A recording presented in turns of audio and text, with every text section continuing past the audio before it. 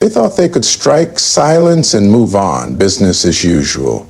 But what happened next was not in their control. When Iran shut the Strait of Hormuz, the world didn't just lose access to oil, it lost its illusion of dominance. In that moment, the balance of power trembled. Headlines exploded, and behind every political scramble was one undeniable truth. The Muslim world is no longer asleep. This isn't just a story about strategy. It's a story about dignity, resistance, and the awakening of a people who've been silent for too long. Stay with me till the very end, because what you're about to hear may just change how you see. The Strait of Hormuz is more than a narrow body of water between Iran and Oman. It is one of the most strategic choke points on Earth. Every day, nearly 20 million barrels of oil flow through this passage, fueling industries, economies, and nations across the globe.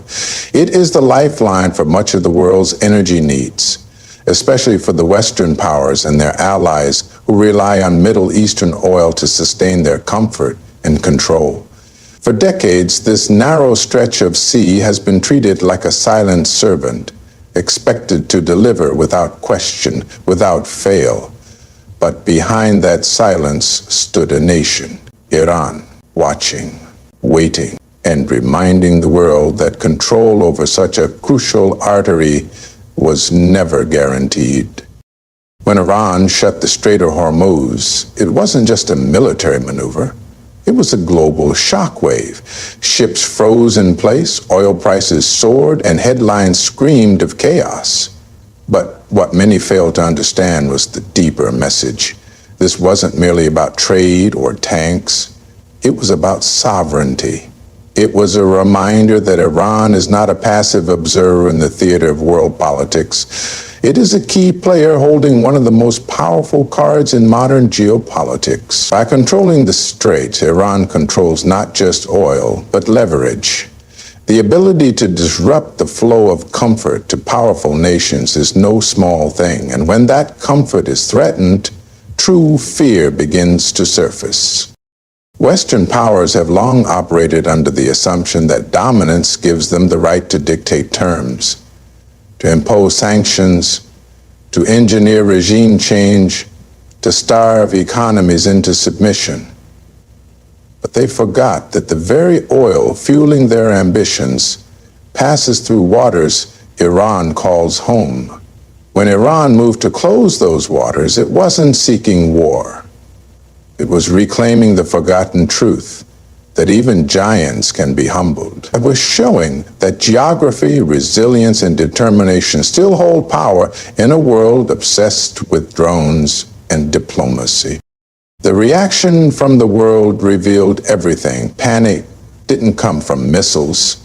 It came from the realization that a single decision by one Muslim nation could cause financial tremors in New York, London, and Tokyo. That a supposed isolated country could tighten the world's throat without firing a shot. And for Muslims around the world, this act carried weight far beyond oil.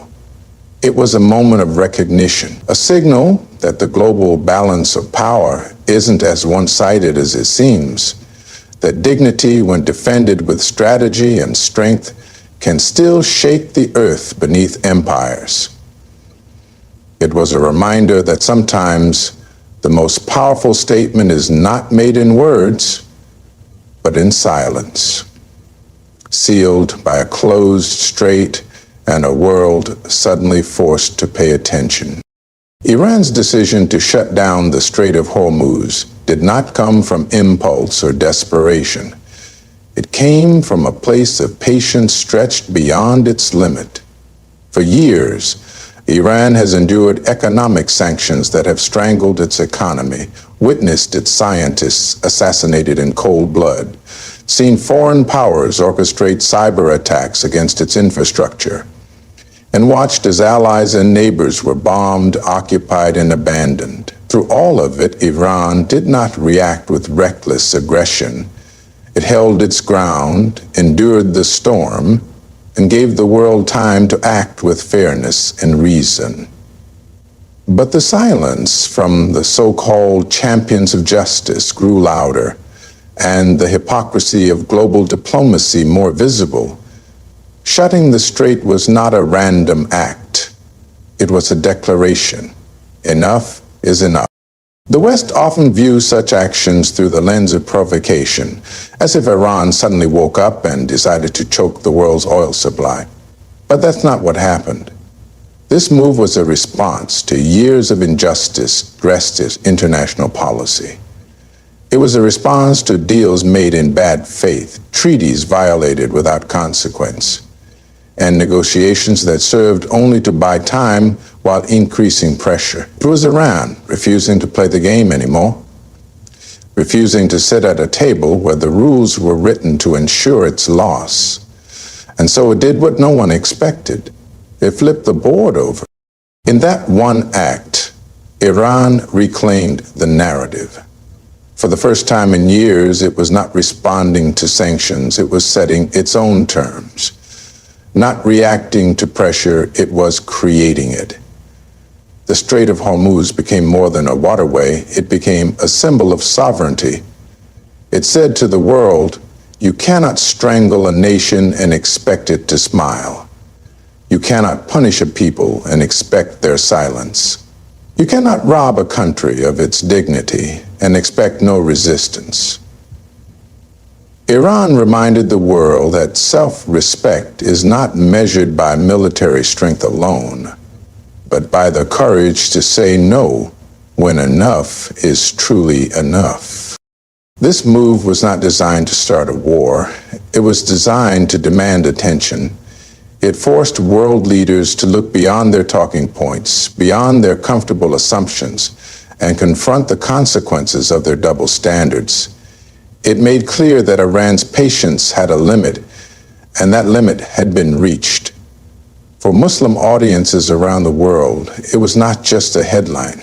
It was a cry that echoed every wound left by occupation, betrayal, and manipulation. It was a statement that in this world, if you do not assert your own worth, no one else will.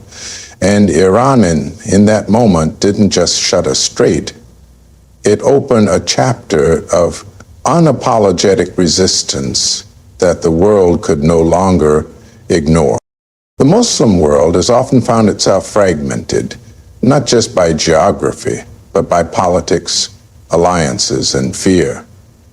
For decades, Western influence has shaped the direction and decisions of many Muslim-majority countries, often forcing them into silence, even when injustice stares them in the face. Economic dependencies, diplomatic pressures, and military threats have made unity seem like a distant dream, too risky to pursue and too fragile to sustain. But when Iran took the bold step of shutting the Strait of Hormuz, something shifted across the Muslim world.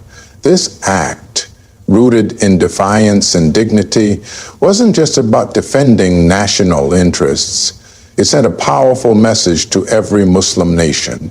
Courage is possible, and submission is not the only path. This singular move was not just Iran standing up to a superpower.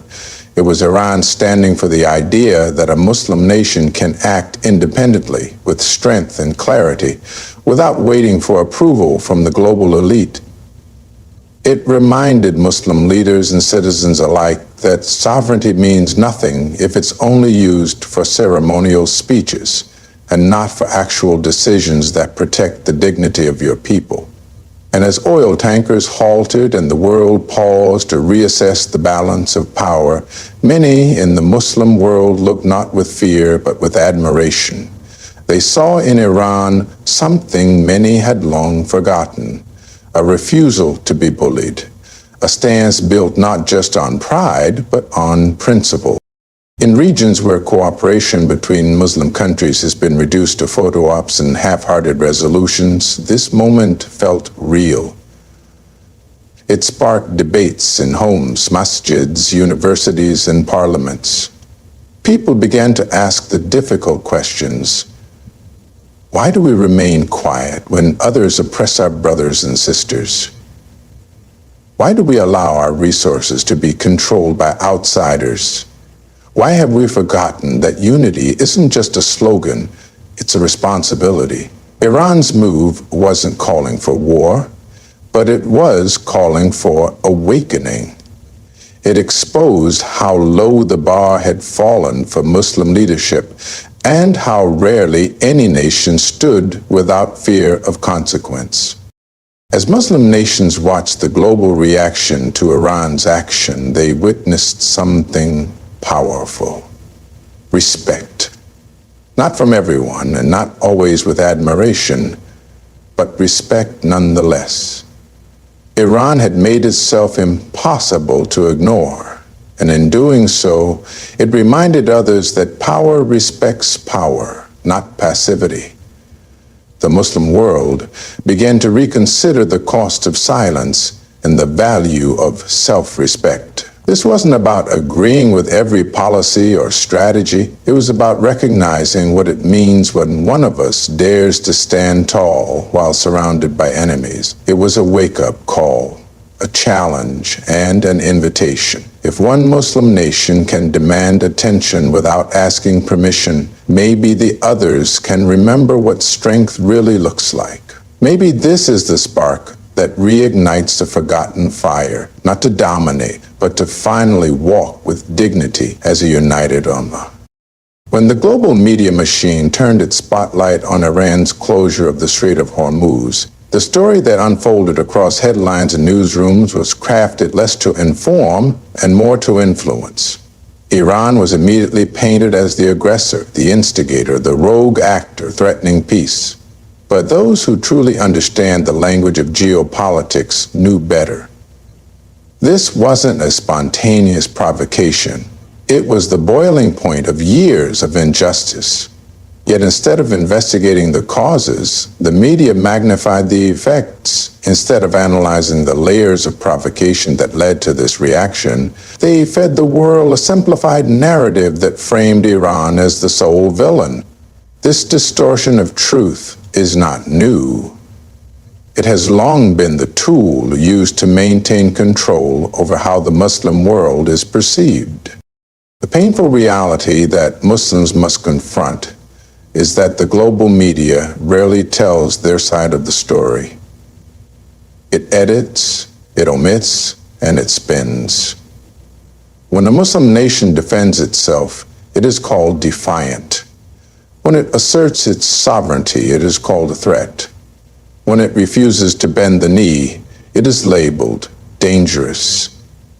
This tactic has been used repeatedly, not just with Iran, but with Palestine, with Iraq, with Afghanistan, with Libya, with Syria. The world is trained to panic when a Muslim country acts with strength, and to ignore when that same country suffers in silence. Iran's decision to close the strait was not just an act of strategy, it was an act of exposure. It revealed not just geopolitical tensions, but the deep-rooted bias in global narratives. As news outlets around the world ran urgent headlines, oil prices spiked and politicians called for calm, but there was no room in the conversation for Iran's justification. No space to speak of decades of sanctions, military threats, and economic warfare that led to this point. No context provided for the cycles of provocation and pressure that made such a drastic move inevitable. The message was clear. When a Muslim country disrupts the flow of comfort to the West, its reasons are irrelevant. Only the discomfort matters. And that truth, harsh, raw, and undeniable, is what Muslims everywhere must recognize. It's not just about what the media says. It's about what it refuses to say. It's about the silence around suffering, the indifference to injustice, and the manipulation of public perception. Iran's action forced the world to react, but it also forced Muslims to reflect. If we rely on others to tell our stories, they will always frame us as the problem. And if we remain silent while they do, we allow the world to forget the truth of our struggles. Iran's resistance has many faces: economic, military, political. But one of the most powerful is its refusal to accept the version of reality written for it by others. That refusal is a reminder to the entire Muslim Ummah. Tell your story, or they will tell it for you, and you will not like the ending. The global order as we know it has always appeared firm, stable, and unshakable.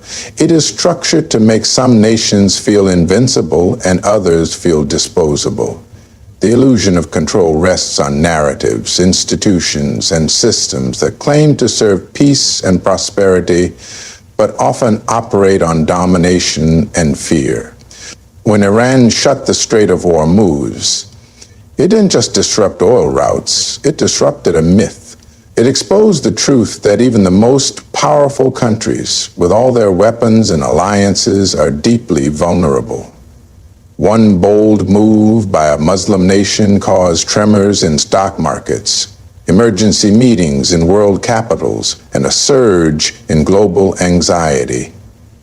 That kind of power is not born from missiles. It's born from strategy, location, resilience, and the will to use them. The West often speaks in the language of deterrence and stability, yet it is shaken not when violence erupts, but when the status quo is challenged. Iran's move was not a declaration of war, it was a declaration of strength. And in that strength, the illusion of Western dominance wavered.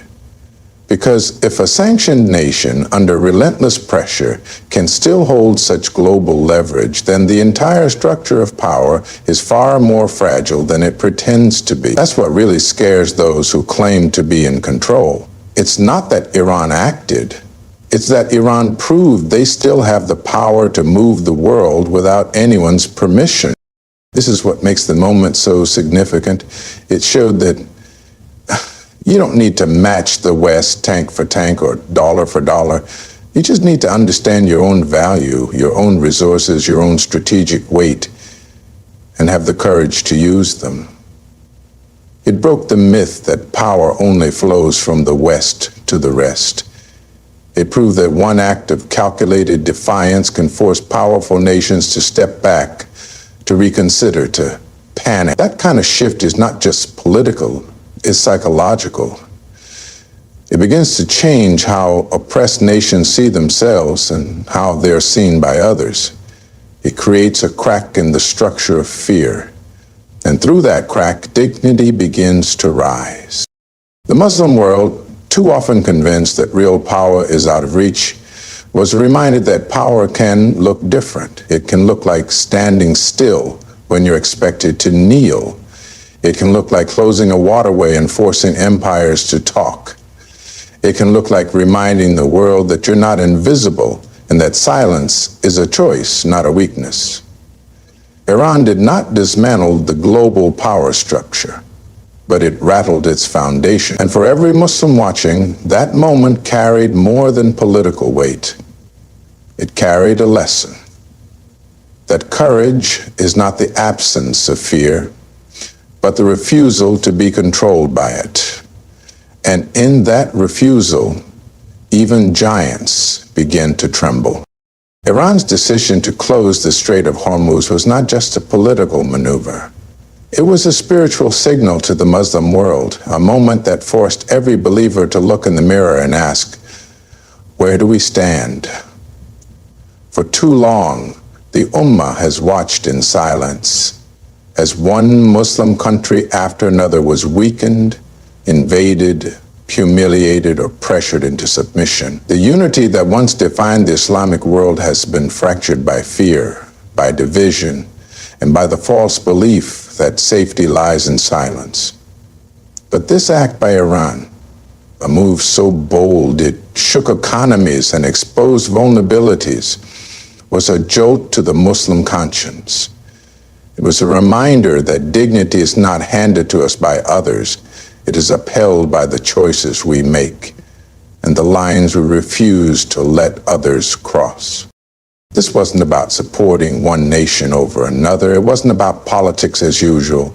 It was about reclaiming a sense of shared responsibility. The Ummah is not a slogan. It's a living body. And when one part of that body resists oppression, it challenges the rest of us to reflect on what we're doing or not doing to stand for justice. Iran's action called out to every Muslim watching. Do you still believe in your voice, in your power, in your duty to stand for what is right, even when it costs you comfort? Because this moment was not just about strategy. It was about spirit. It was about reclaiming the courage that once defined our history. Across the Muslim world, people felt something stir. Not everyone agreed with the method, but many understood the message. It was a wake-up call, not just for leaders, but for ordinary people, for the youth who've been taught to fear standing up, for the elders who've seen their hopes for unity dimmed over decades, for the women and men who pray for justice but wonder if they'll ever live to see it. This move wasn't just a geopolitical ripple. It was a call to remember who we are, that we were never meant to accept humiliation as normal, that we were never designed to be divided and ruled, that in our faith lies not only personal salvation, but collective strength. The painful truth is that much of the Muslim world has grown used to responding after the damage is done. But Iran's move showed what it means to act before being pushed, to seize the moment instead of waiting for permission. And that's the deeper lesson Muslims must understand. We cannot wait for others to validate our worth or to tell us when it's acceptable to defend our honor. We must awaken not just to the injustice around us, but to the power within us. Power rooted not in arrogance, but in faith, not in hatred, but in truth. Iran's act was more than politics. It was a call to return to our strength, our purpose, and our unity as an ummah that still has a voice, if only we choose to use it. What Iran did wasn't just about oil, territory, or retaliation. It was about reclaiming dignity in a world that often tries to strip it away from Muslims. By closing the Strait of Hormuz, Iran didn't just disrupt global trade, it disrupted global assumptions. It reminded us that power doesn't always come from size, alliances, or wealth. Sometimes, true power is in the will to say enough, the courage to draw a line, the strength to stand alone if no one else will stand with you. For too long, the Muslim world has watched events unfold from the sidelines, silent, cautious, fragmented. But moments like this are not meant to just be observed. They are meant to wake us up, to remind us that we are not weak, that our unity, our faith, and our resolve can shake the world when we act with purpose. Iran's move was not perfect. It was not without consequence. But it was loud, and in that sound the world was forced to listen, and so were we. To every Muslim watching, this is not just a headline. It's a mirror. What you see in it is up to you. Will we remain silent, divided, unsure? Or will we learn, reflect, and rise with wisdom, strength, and unity? That is the painful truth, and that is our choice. Thank you for listening with an open heart. May you walk forward with clarity, with courage, and with the unshakable belief that truth, when defended with faith, can never be silenced. Good luck on your journey, and may Allah guide us all toward justice, unity, and strength.